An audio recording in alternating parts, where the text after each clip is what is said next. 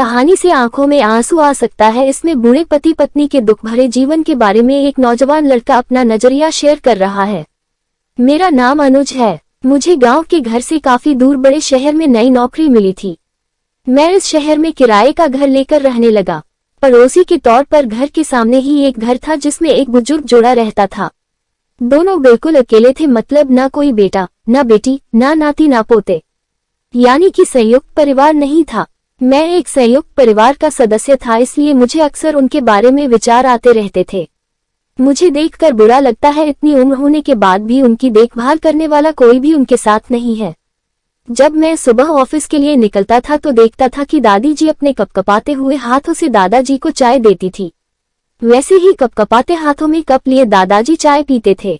वहां पर रहते हुए कुछ दिन होने के बाद मुझे पता चला कि ये दोनों मिलजुल के धीरे धीरे घर के सारे काम करते थे। कोई भी उनसे जाकर बात नहीं करता।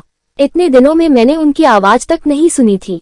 जब मैं शाम को ऑफिस से घर आता था तब दोनों को घर के आंगन में बैठा पाता था और उन दोनों के ही चेहरों पर थकान साफ साफ दिखाई देती थी। मेरा मन कई बार करता कि उनसे जाकर बात करूं, लेकिन फिर किसी वजह से मेरे पैर वहीं पर थम जाते। मैं जब जब उन्हें देखता था मुझे मेरे दादा दादी की बहुत याद आती और मैं घर पर फोन लगाकर उनसे बात कर लिया करता। एक संडे जब मेरे ऑफिस में छुट्टी थी तो मैंने देखा दादी जी काम कर रही थी, लेकिन उन्हें रोज की अपेक्षा आज काम करने में कुछ ज्यादा ही तकलीफ हो रही थी। मैंने उनके पास जाकर पूछा कि दादी जी आपकी तबीयत तो ठीक है ना? क्या मैं आपकी कोई मदद कर सकता हूँ? उन्होंने कोई प्रतिक्रिया नहीं दी। मैंने दोबारा उनसे पूछा, बताइए दादी जी मैं क्या करूँ आपके लिए? उन्होंने फिर भी कोई उत्तर नहीं दिया। मुझे काफी आश्चर्य हुआ। कुछ मिनटों बाद दादाजी वहां आए और वह भी कुछ नहीं बोले। मैंने ही बात को आगे बढ़ाते हुए कहा, मुझे लगता है कि दादी जी की तबीयत खराब है, इसलिए मैं यहाँ आया हूँ। मैं आपकी मदद करना चाहता हूँ, बताएं मैं कैसे आपकी मदद कर सकता हूँ? दादाजी इशारों से मुझसे बातें करने लगे।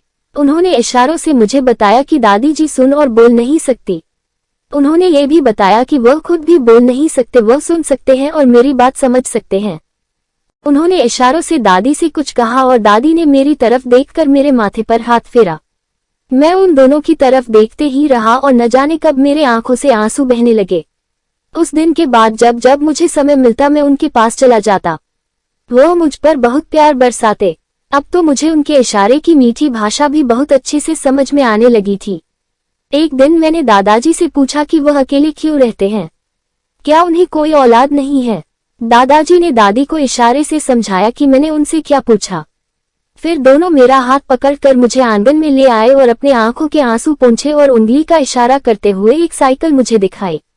साइकिल को देखकर मैं समझ गया कि उनके परिवार वाले उन्हें छोड़कर कहीं जा चुके हैं और अब उनके हिस्से में केवल यादें ही बची है। उन्हें रोता हुआ देखकर मैं भावुक हो गया और मैंने दोनों को गले से लगा लिया। उन्होंने मेरे ऊपर अपने सीने में सालों से बंद प्यार के बादलों से प्यार की इतनी बारिश कर दी कि मैं पूरी तरह उसमें भीग गया। आपको ये कहानी अच्छी लगी हो तो लाइक करें और चैनल को सब्सक्राइब करें। Thank you.